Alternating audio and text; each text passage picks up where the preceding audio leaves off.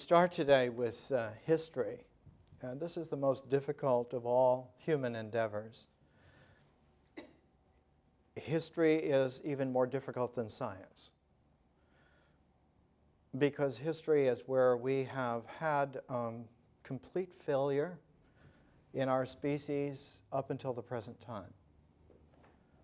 There have been individuals who have been successful in swimming in the ocean of history, and there have been times when human groups have been successful in navigating. But the art of navigating the oceans of history has never been able to be passed on to more than 3 generations of people, and always there's an atrophying of the ability to sail, and to the detriment of civilized populations, history has become a very fraught, danger-fraught, perilous voyage. One of the assignments that we have in history is to write your own history of the last 2 years. And in writing your own history of the last 2 years, it gives you an example of how difficult it is to simply do this nominal task. For us, if you've been following the education, the history section comes 1 year and 3/4 into the education, so that in a complete, more perfect world, you would be writing a history of the past 2 years, 1 year and 3/4 of which would be covered by the course. And that the missing quarter would be the 3-month period, the 1 quarter just before you began the education. And so this 2-year history is something which is seemingly so simple, and yet nobody has ever accomplished it. People have come close. One of the things always missing is that in history you have to verify your data, verify your facts, verify, as Thucydides in ancient times would have put it, verify your evidence. And it is the evidence that is so important in history, and that the evidence being verified involves a personal involvement, and that's just not a double positive. It involves a personal involvement. It means that the process, the method of looking at the evidence has a parallel course of the style in which you then write up the evidence critically reviewed by your method. So that history has a braiding of 3 different qualities, 3 different factors: evidence, style, and method.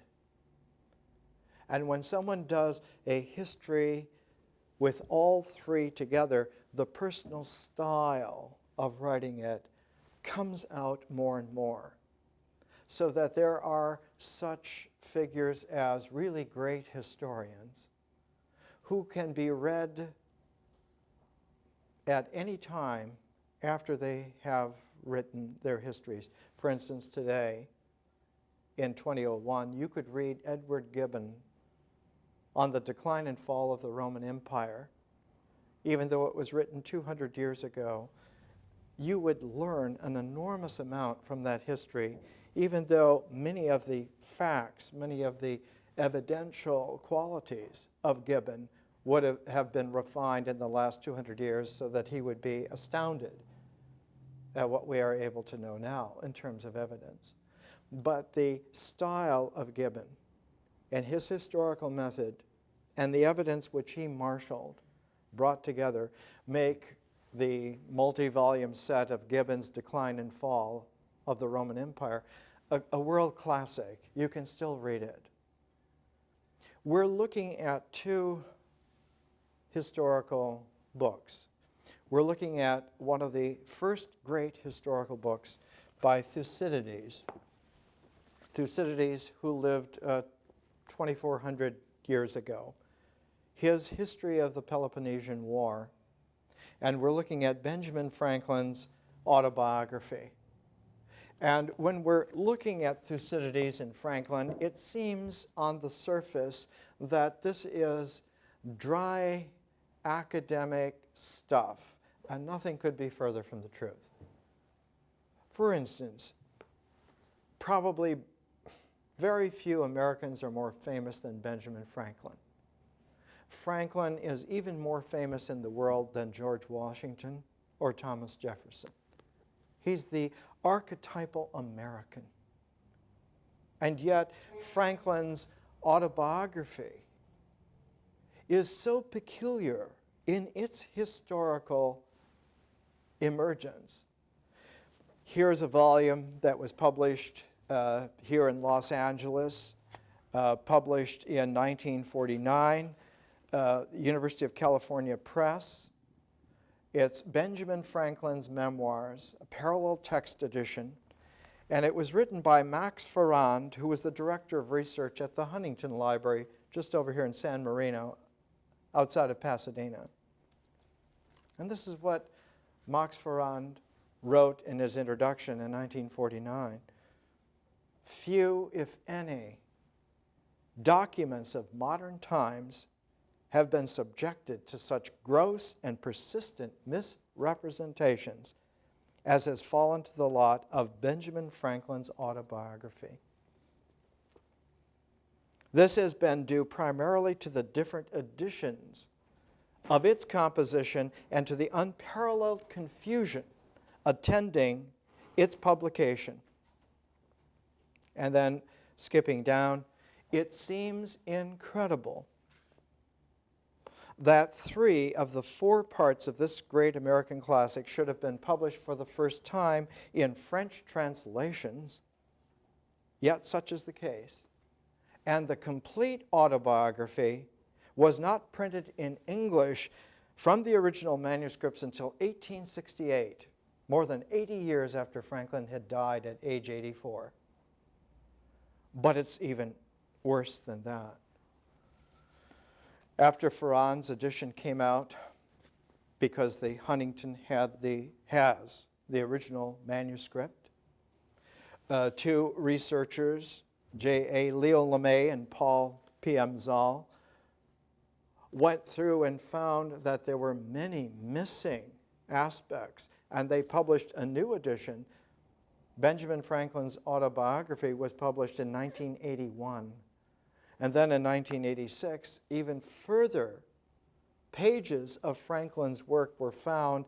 And in 1986, a completely new set of pages came out, a book called Canon of Benjamin Franklin. That is the standard edition of Benjamin Franklin.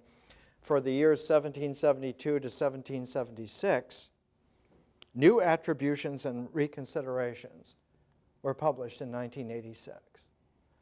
And so when you come to the World Classics edition of Oxford University Press, 1993, they make it clear that people are still finding Benjamin Franklin's autobiography and trying to get the real edition of it. 4.5 years from now, Benjamin Franklin would have been born 300 years ago.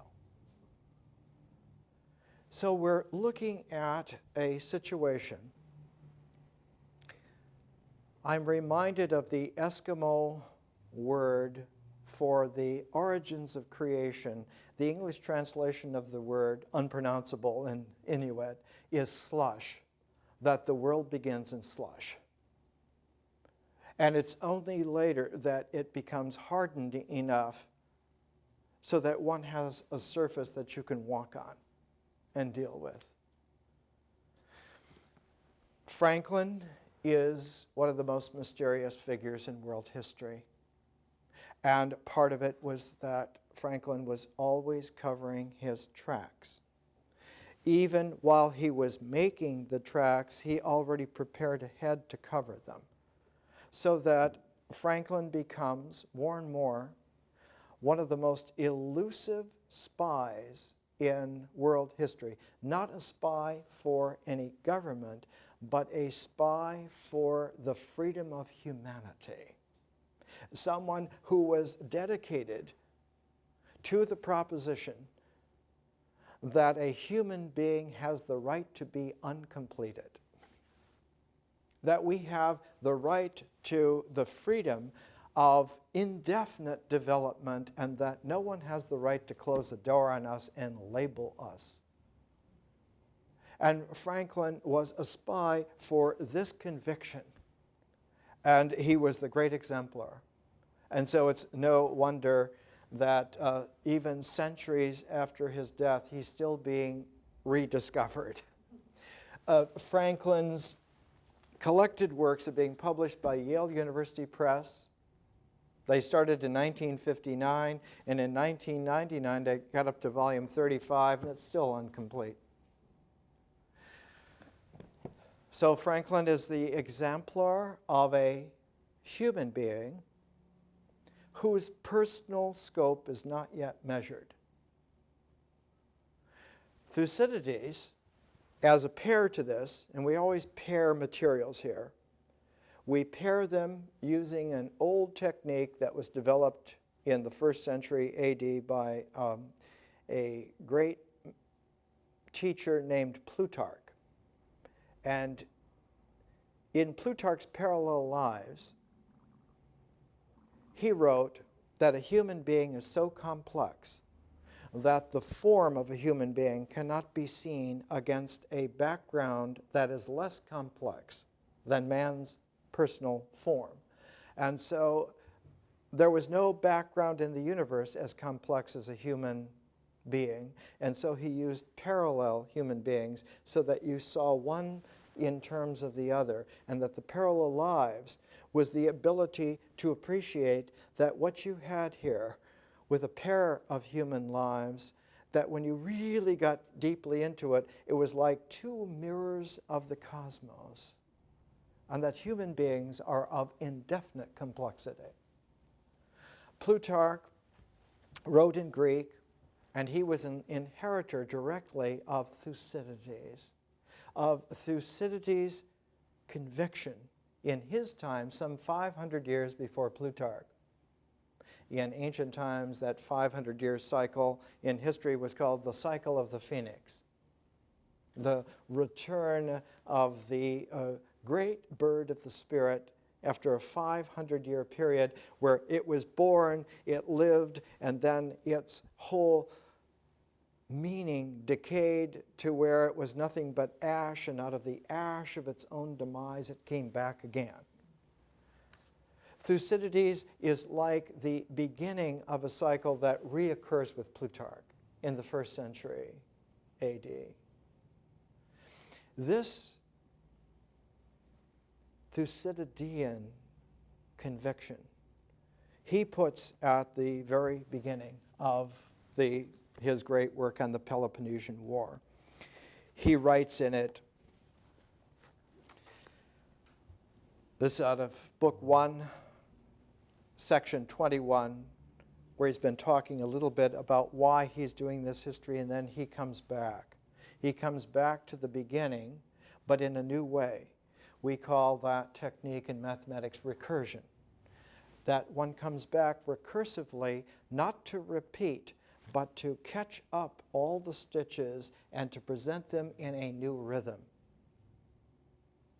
So that what one is doing is laying down a periodicity of expression, and that after a while you go back and you catch up that entire periodicity with a new cadence, so that you get an overlay now of several cadences. And why would you have a multiplicity of cadences? To escape being trapped by ritual. One of the most fundamental things in the universe is that ritual holds its objectivity. The learning of the dance steps specifically help you to do that dance and to repeat it exactly, and we need that capacity. But there are higher capacities which, if they are stuffed back into the ritual capacity alone, proves to be a fatal limitation. And one of the first things that a wisdom education learns, do not stuff a process into a form. Don't stuff experience, which is a process, into a ritual form, because you will get an inculcation where the exactness of the letter kills the spirit.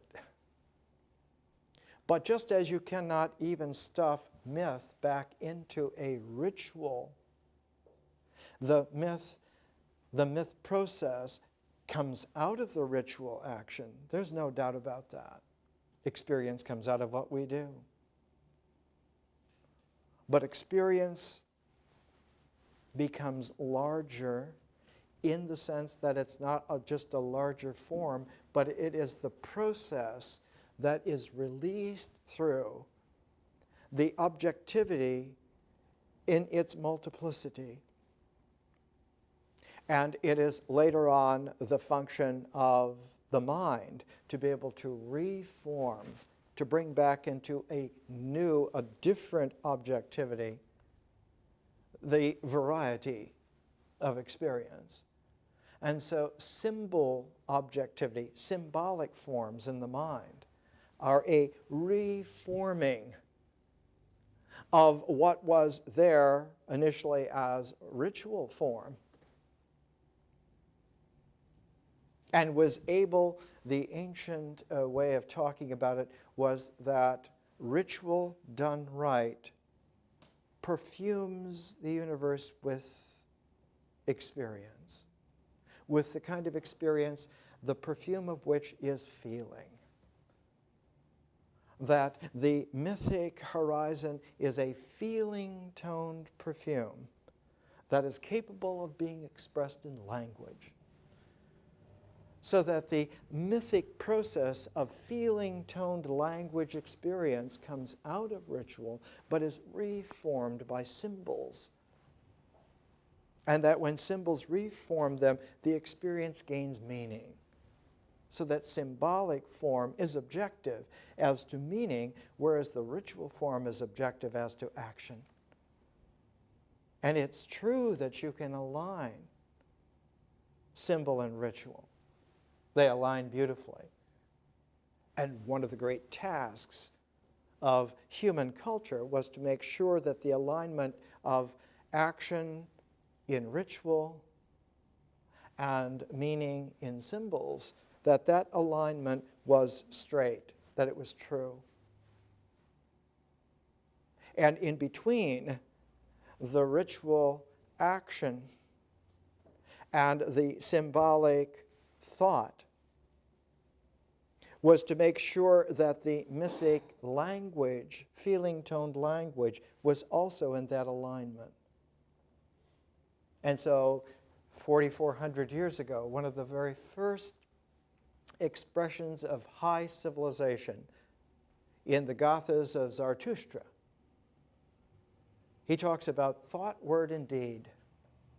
That when thought, word, and deed are aligned, then man discovers something about himself. That very alignment helps him to penetrate through a threshold that he didn't know could be penetrated. And that what that alignment of thought, word, and deed, ritual, myth, and symbol, what that alignment penetrates through is the transform into insight. That the realm of vision becomes available to men and women. Through the penetrative, not through force, but through alignment. It's the exactness of thought, word, and deed together that when they're integrated together, they naturally give up the limitation that they had of always being integral, and they acquire a newfound ability to be differential. So that insight, vision, is a whole different mode from integration. Vision is something then that becomes necessary to human life in its transformed capacity.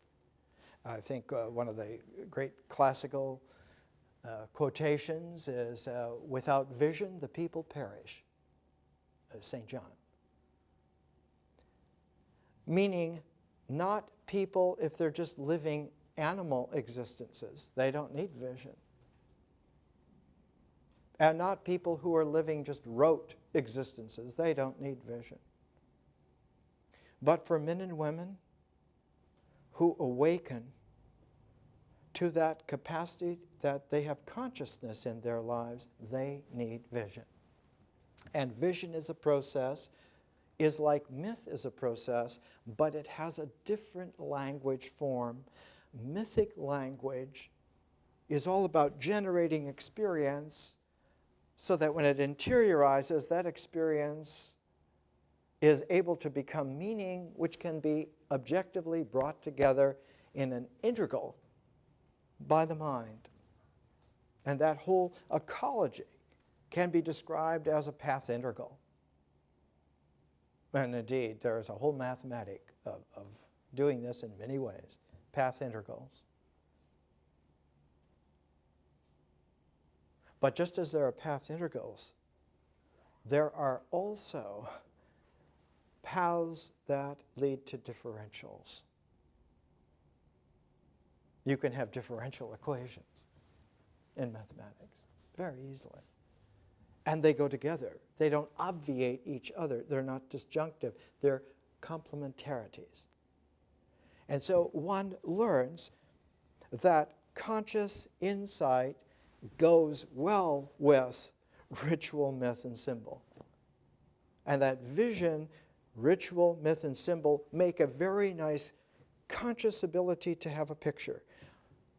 But something in this calls out for a further objectivity, for a further form, because vision itself is a process. It is, in fact, a language process.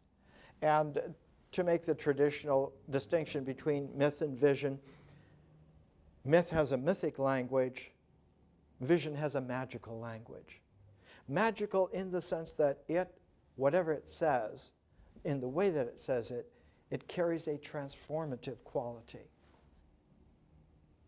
That conscious language, when brought into play, not only describes and characterizes and express, but also can transform, can change the way something is.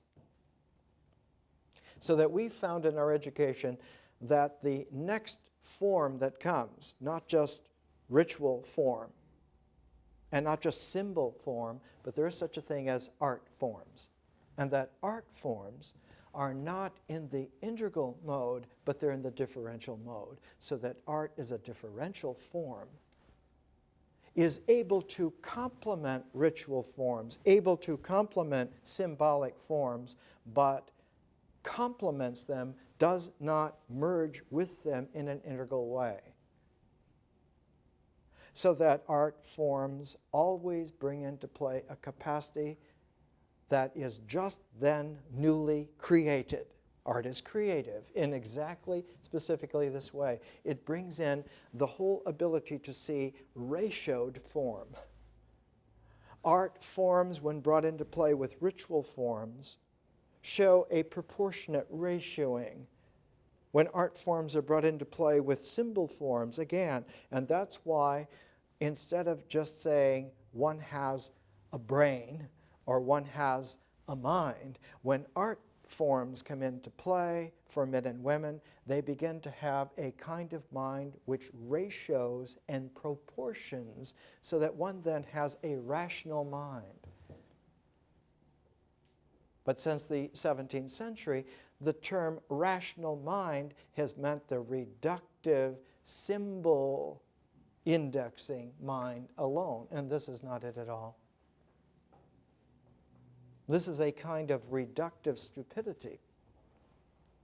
The rational mind does not stuff things into egg crates. We learned that when we were only mythic hundreds of thousands of years ago. And so that kind of reductive thing, oh, the rational mind, of course, men and women who have a feeling for life are going to be suspect of someone who's trying to stamp out onto their lives somebody's idea of what a rational mind is, and these are the limitations, and you better fit in. That kind of rational mind actually does not belong in the differential scope of expanded human capability, but belongs in a specific reductive doctrinaire integral method called ideology. And we saw in the 20th century, unfortunately, our grandparents and parents and ourselves, those of us who lived through the 20th century, saw what happens when ideologies try to rule the world. It doesn't matter what kind of ism it is. The whole cookie-cutter stamping process of making people live by isms is flawed, deeply flawed, in many ways, not just because of a regression. And usually the flaw carries, because of regressive technique, goes to the lowest common denominator. It doesn't just stop with ideological convictions, which are imposed upon you, but there are ritual action limitations which are imposed upon you, and not just curfews at 6 o'clock. The limitations become more and more and more because regressions always gain speed. They snowball, the snowball effect. They always end not only in box canyons, but in dead ends. Faulkner once said in one of his books, he said, the mistakes of man, if not corrected, lead to universal death. Because when man dies on that scale, he takes the whole planet with him. We will not let that happen because our species has survived for millions of years through all kinds of permutations because we don't let that happen. It doesn't occur. And then the way in which that is corrected is to bring a new lens into place so that the mind learns not to make dead ends, not to regiment itself and others in this death process, but to learn to respect life again and to engender creativity, not just to have something new, but to have a conscious form in its artistic differential prism, bring color back into a world which is increasingly only black and white. And so art brings that rainbow spectrum of possibility into objective form, just like a prism.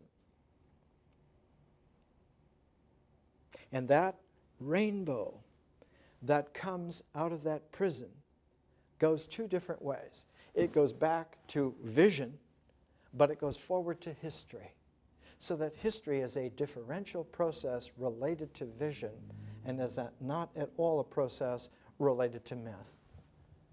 So that when the historical consciousness comes into play, those men and women who learned to deal with their historical consciousness have to let the mythic process go. Not to get rid of it, but to let it become part of the general background rather than the square of attention.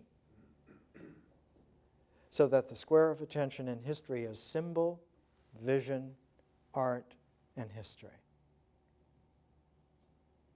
And we would never be able to do that were it not for the fact that art assures us through its actuality that art can displace ritual and that we do not lose but gain by that. Because the square of attention for art is myth, symbol, vision, and art. That four corner, that square, that pair of pairs ancient technique of making the picture, the frame.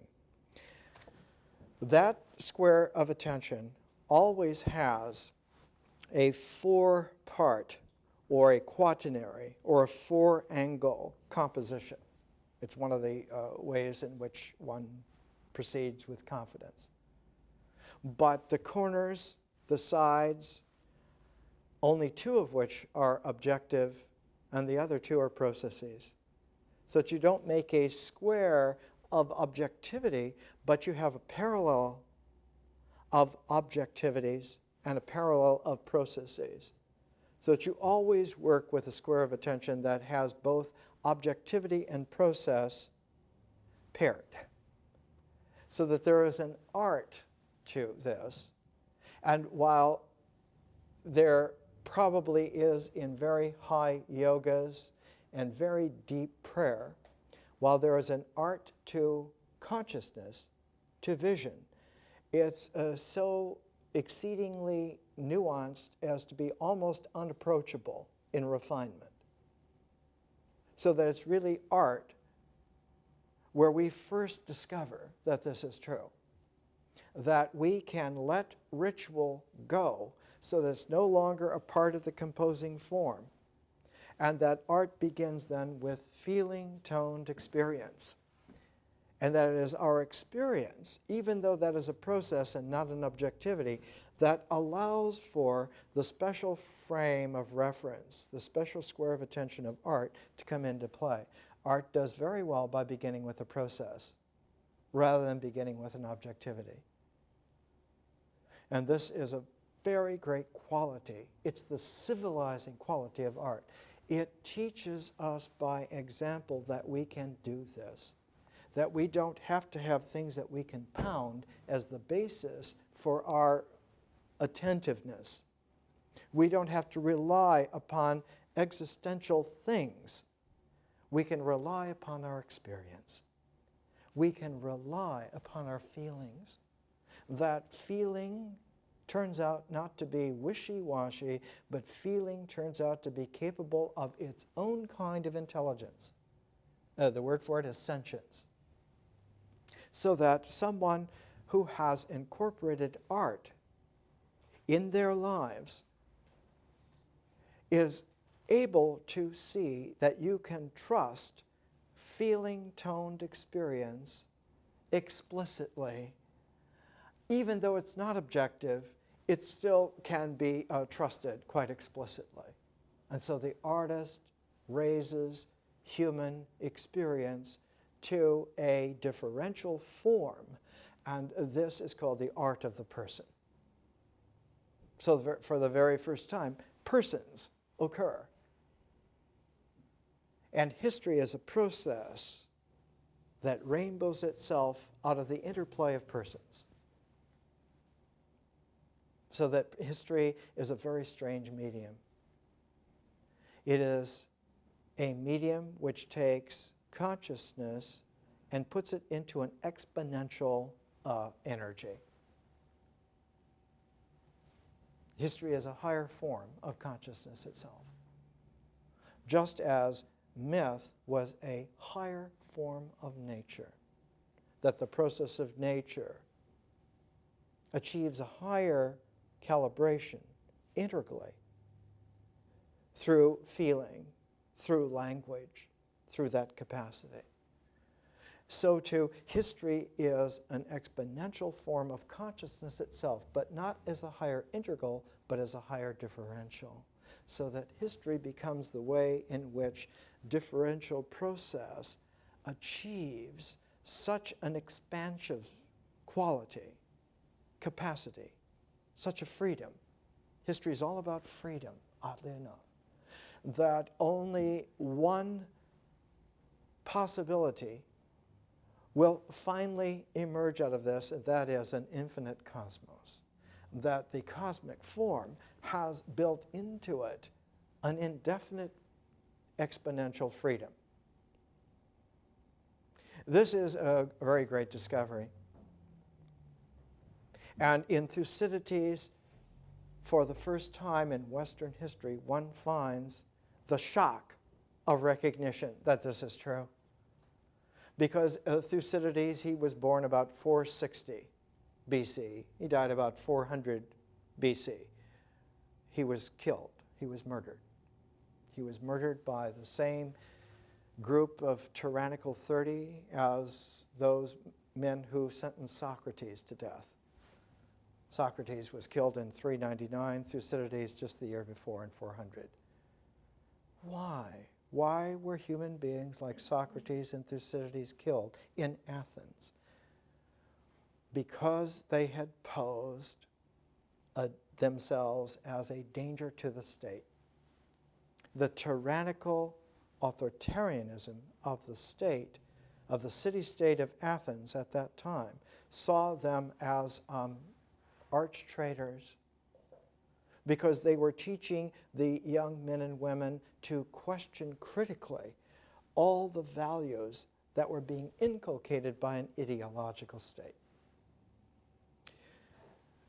Thucydides himself came from a very wealthy family. His family owned gold mines in Thrace, that part of Greece that's in between Turkey and Albania and Macedonia. And he was, during the very war that he wrote about, the Peloponnesian War, he was elected what the Greeks used to call strategos. That means he was one of the commanding generals. And in 423 BC, he was relieved of duty. They said, "You have lost a crucial battle." He lost a battle to the greatest of all the Spartan generals, Brasidas, who died the following year. There was no shame to lose to a general like Brasidas. It's like losing to Napoleon. But the city of Athens said, "You have betrayed us because you were talking with Brasidas." Because Thucydides was always working on writing a history of the war and checking his sources so that he would even interview his enemies to get their side, their application of what was going on.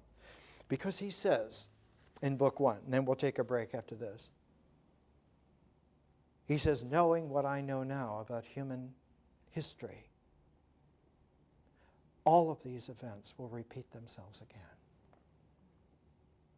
And I write this not for my generation, but for those future generations who will collide with these same skein of events again and again and again, because nothing will change until we learn by it."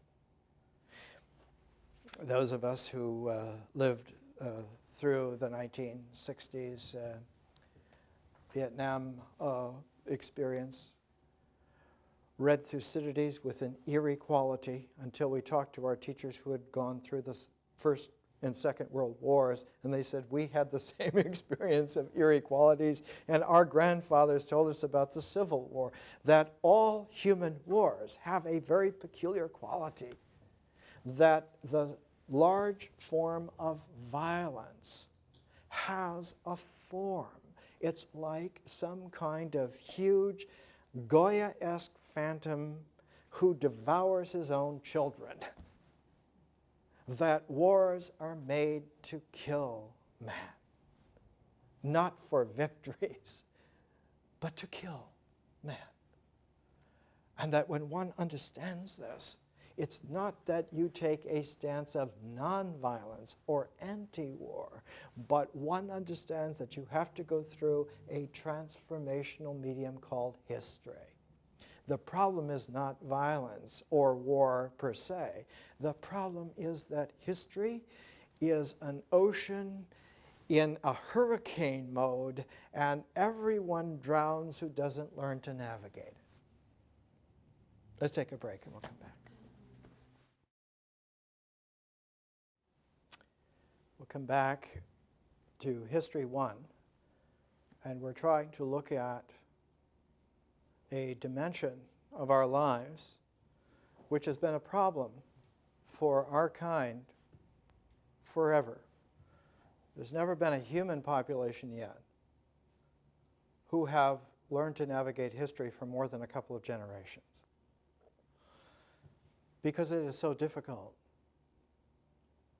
Something that is a differential context cannot be stuffed into an idea. And this is part of the difficulty, because we are taught in our education through tradition to think our way to form and then to use that as a basis to act. And that's true that ritual activity can be done that way, but you cannot do consciousness that way, and you can't do art that way, and you can't do history that way, and you certainly can't do science that way. One way to check yourself is to recognize that if you have an aesthetic before you deal with a work of art, you're using an aesthetic in an ideological way.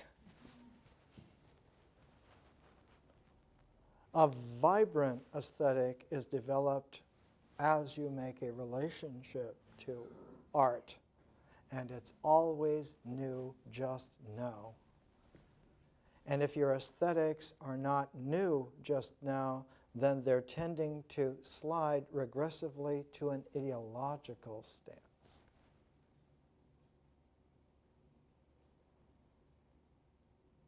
This was at one time known in a variant of this as the intentional fallacy. That in order to understand a work of art, you had to know what the artist intended. You don't. You don't.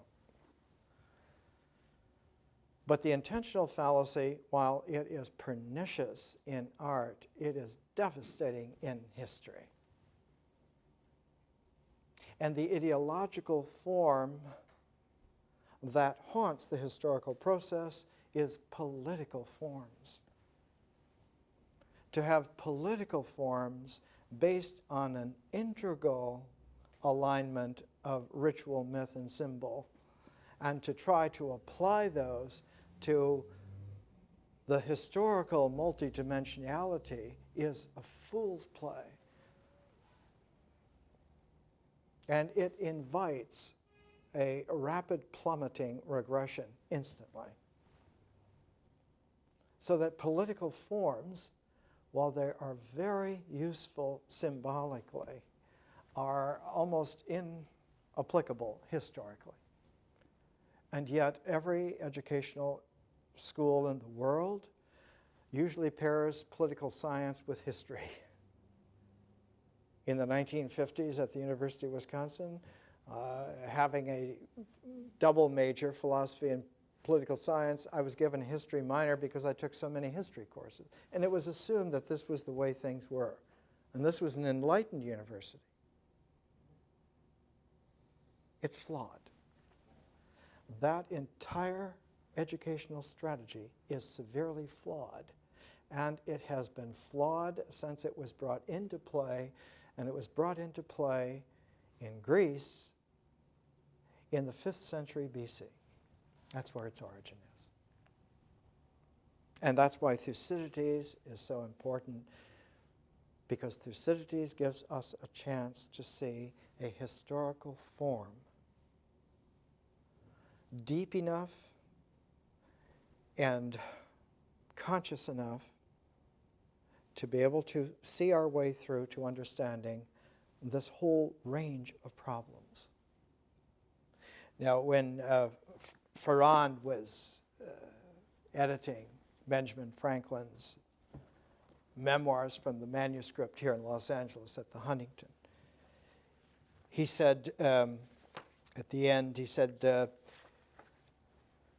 the whole subject was so bewildering that whenever this study was interrupted, even by a few weeks, as has happened many times, it was necessary to spend hours and sometimes days in tracing the pattern out again among the tangled threads.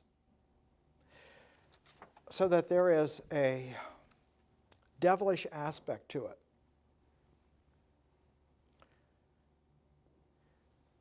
the complications are there not to be weeded out and combed out, to be integrated into firm objective ideas.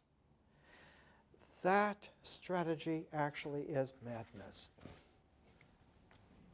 strangely enough. And one of the difficulties with human history is that it is a case study in certifiable insanity. That we have survived this long is just a tribute to the gorgeousness of the spirit and the largesse of opportunity. If we find some kind of political form beforehand and then apply it assiduously to handle the problems of history, it reduces the historical process to a mythic process. And that mythic process, because it's even pre-symbolic, tries to find a ritual form in order to gain its surety. And it leads directly to the excesses of Nazi Germany or Stalinist Russia or the Roman Empire or the tyranny in Athens that killed Thucydides and Socrates. It leads directly to that. It is a severe problem.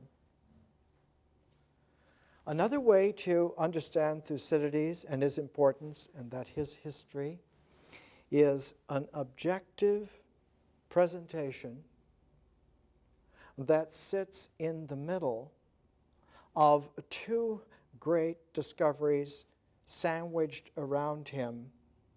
And one of them is Greek tragedy, and the other is the philosophical dialogues of Plato.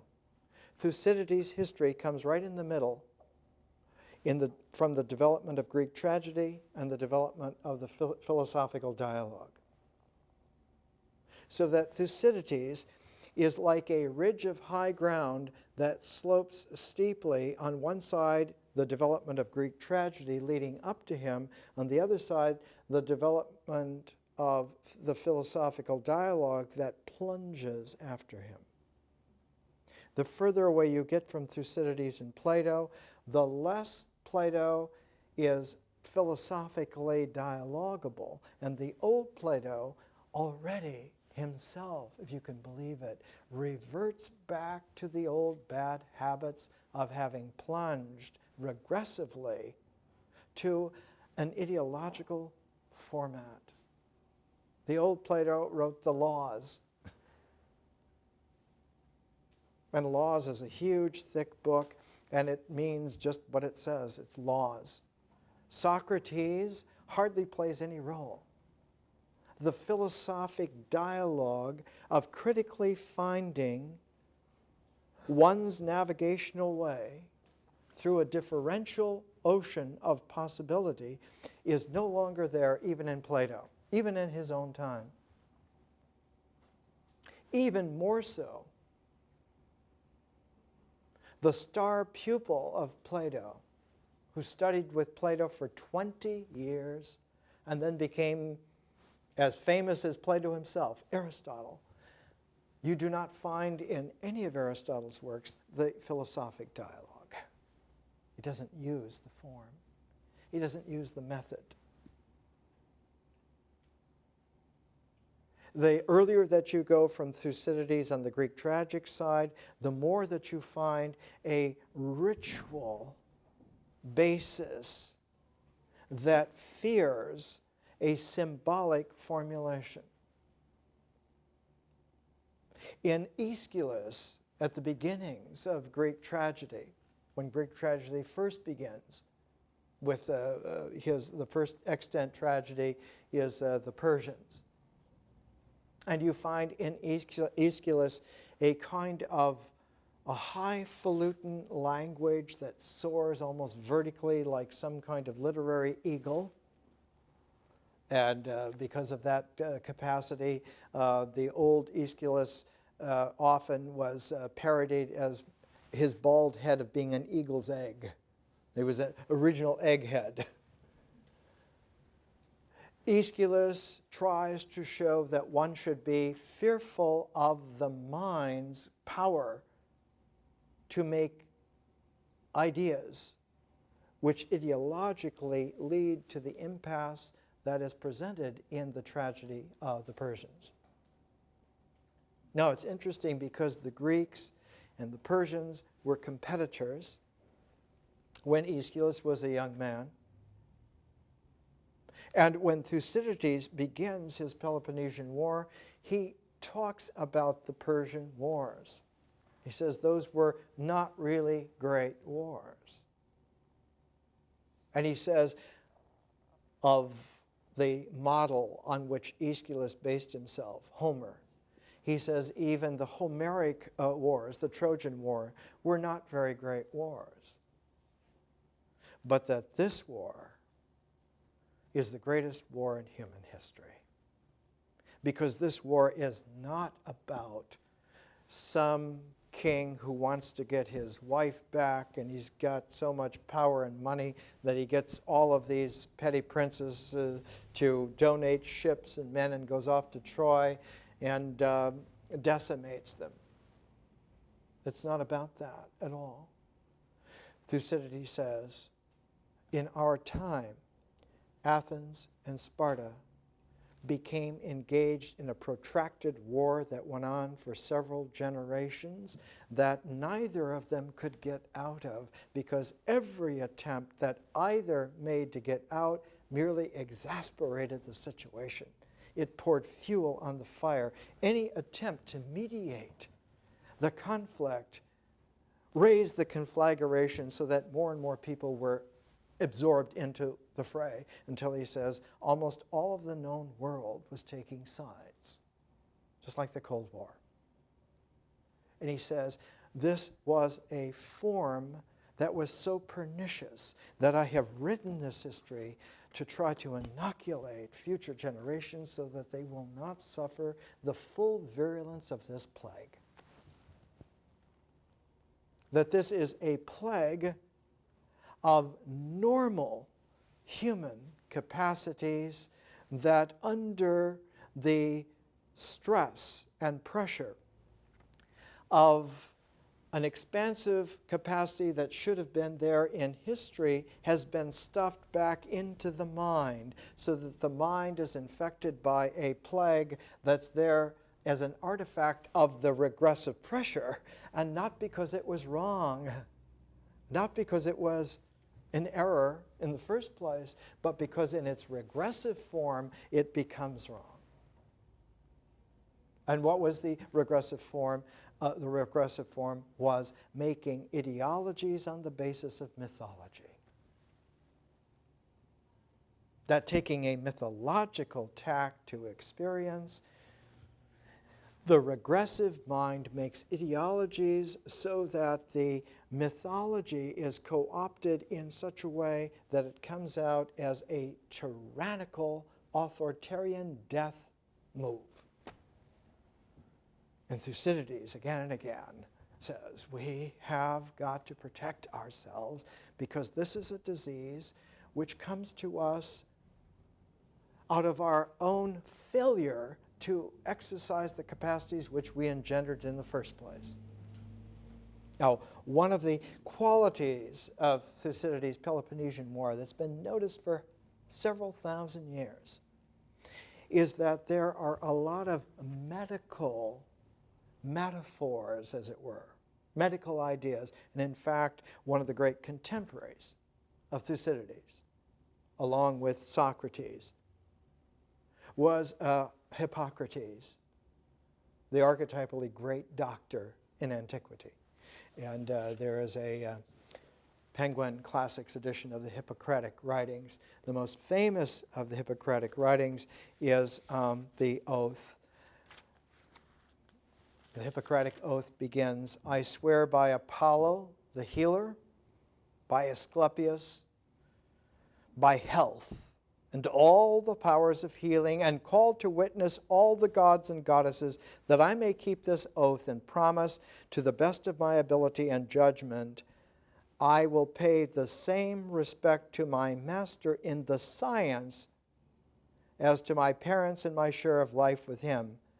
And in this way, Hippocrates, in his oath, says you must make an equality between the powers of mythology and the powers of scientific learning from, he says, from his master.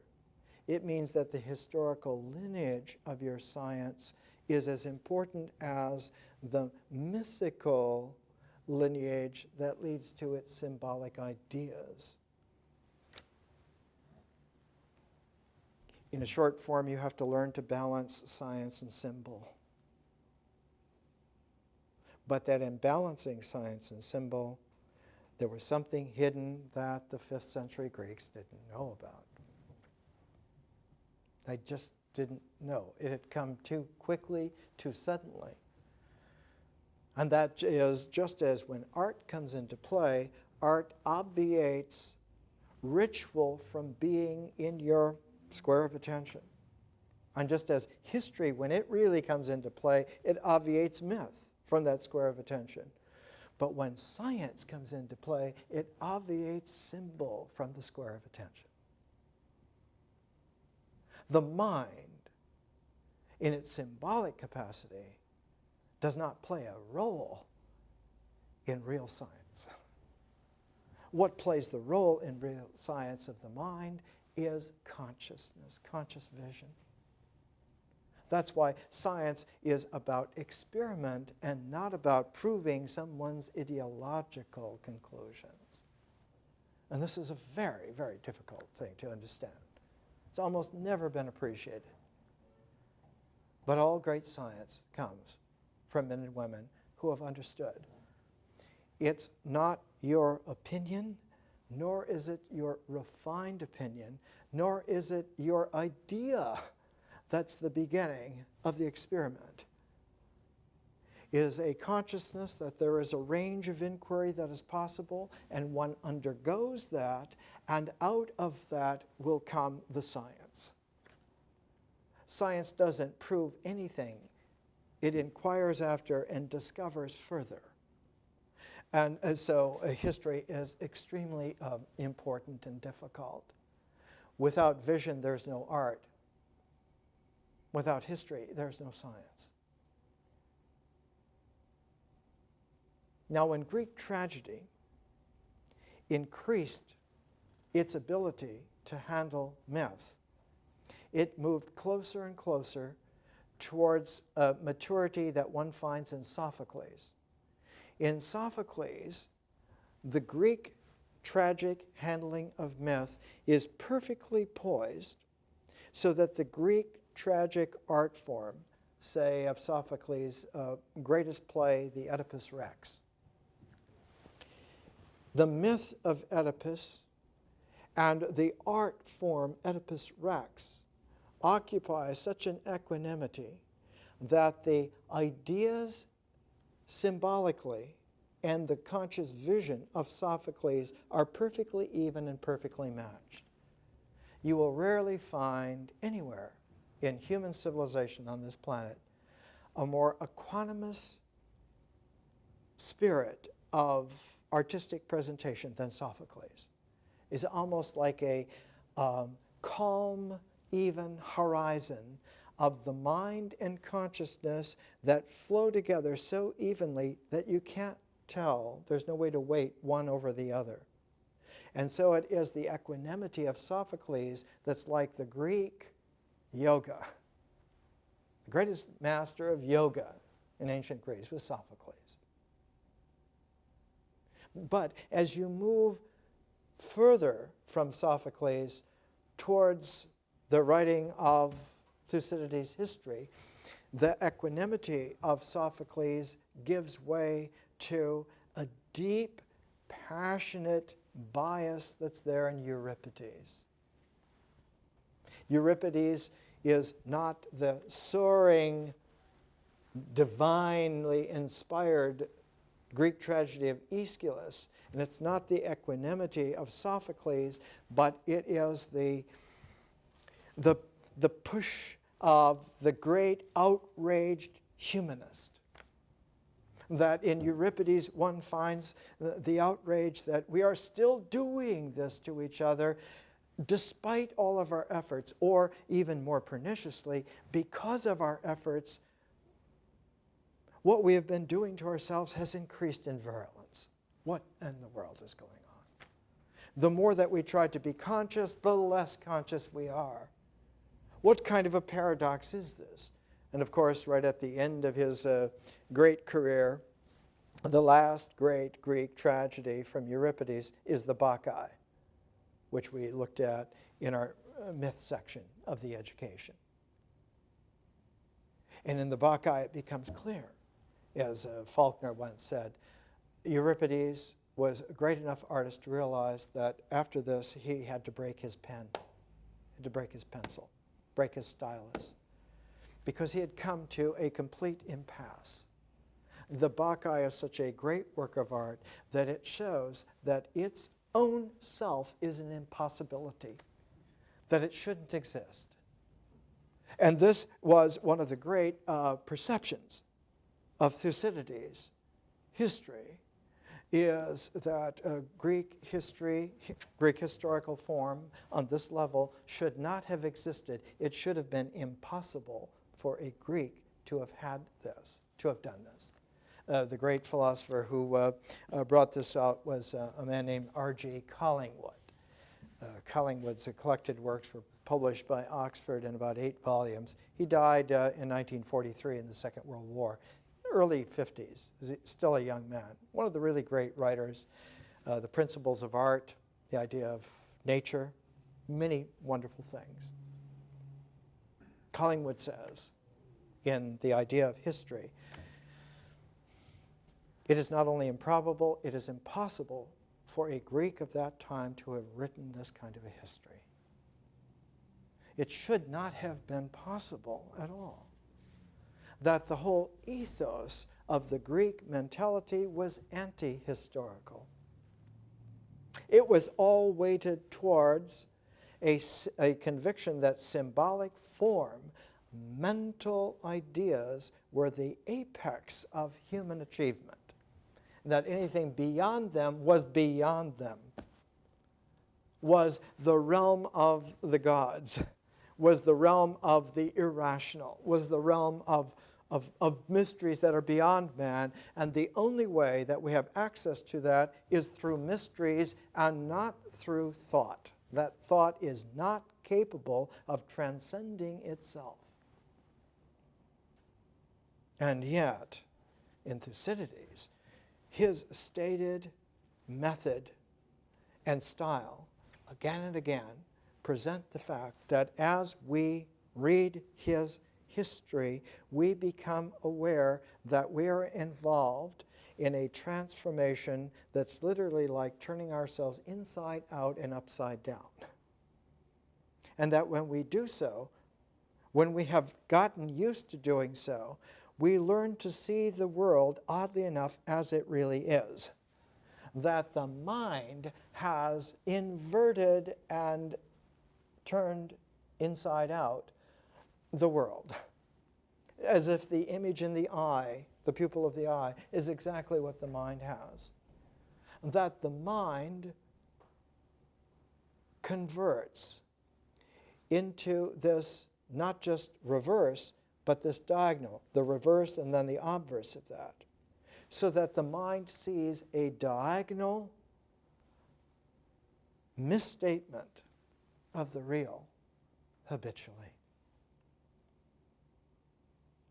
And one can learn to rectify that, but in order to do that, you have to be able to find your focus in a work of art.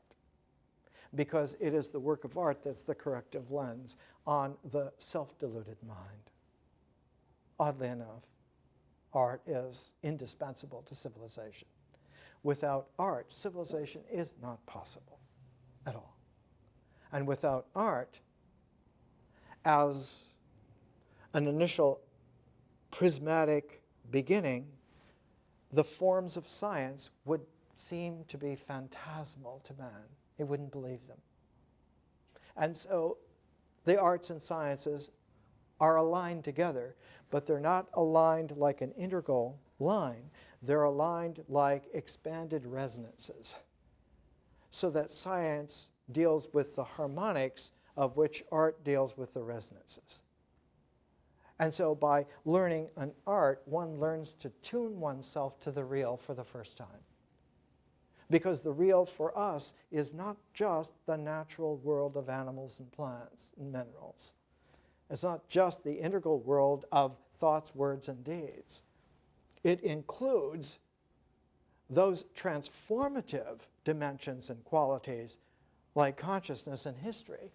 And art gives us the ability to learn how to be human in terms of those expanded capacities of which we are not only exemplars ourselves, but we are the protagonists ourselves in this. There is a peculiar quality that comes out when one looks at this. Collingwood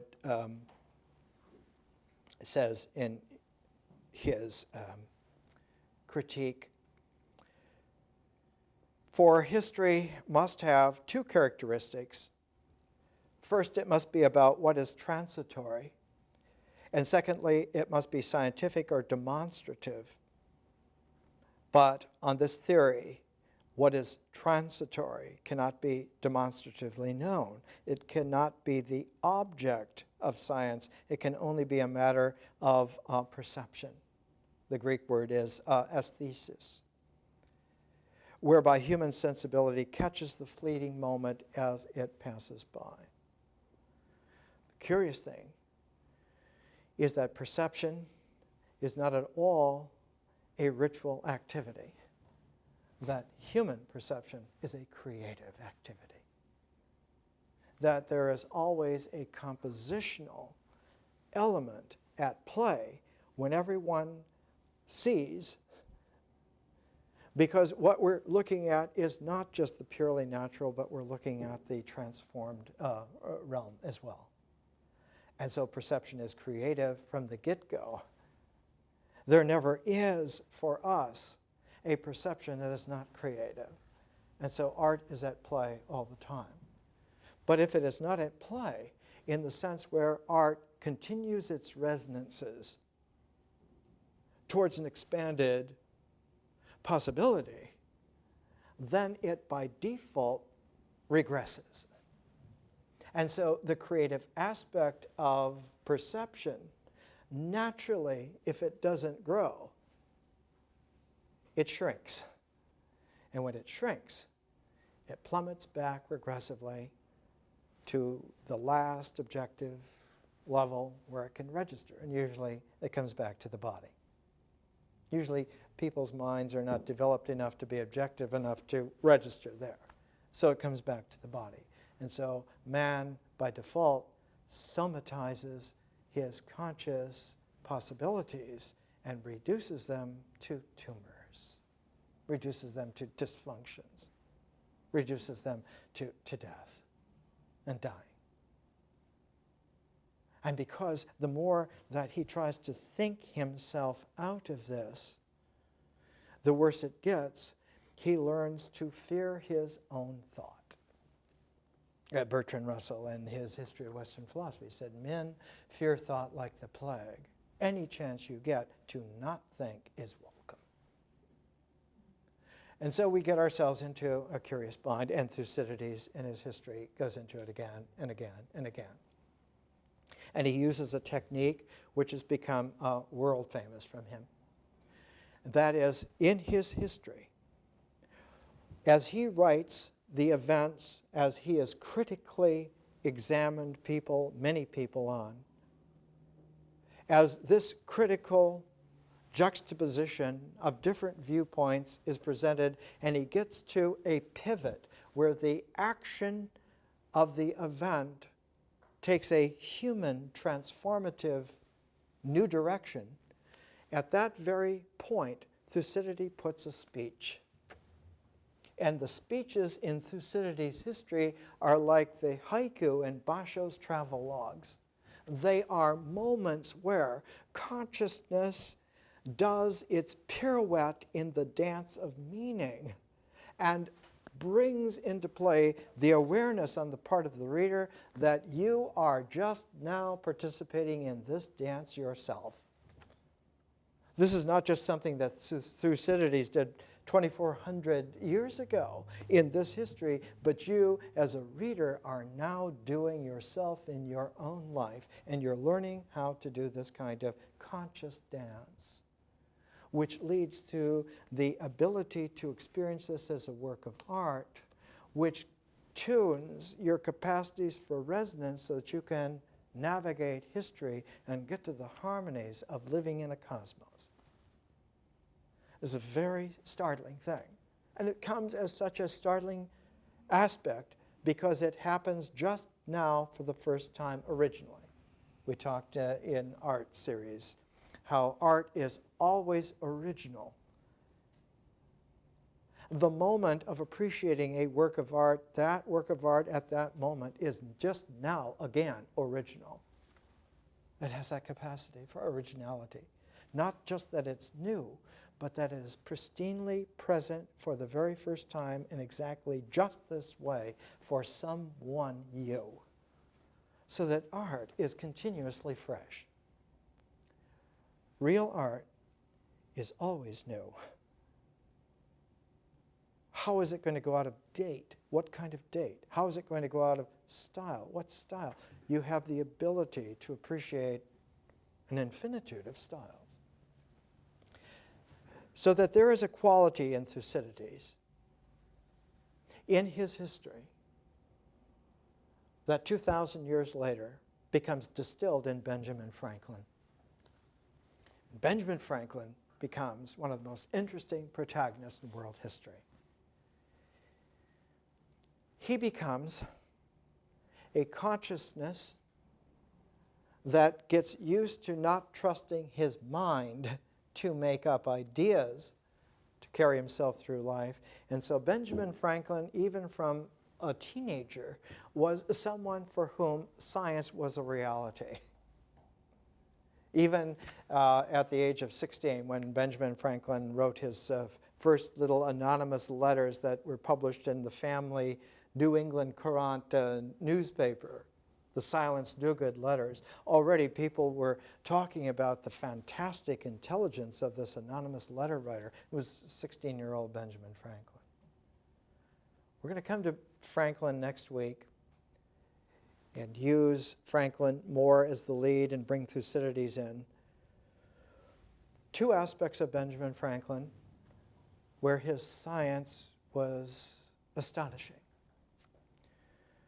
The first came, he used to go to London from Boston or Philadelphia or New York quite frequently, and he's the one who discovered the Gulf Stream in the Atlantic Ocean.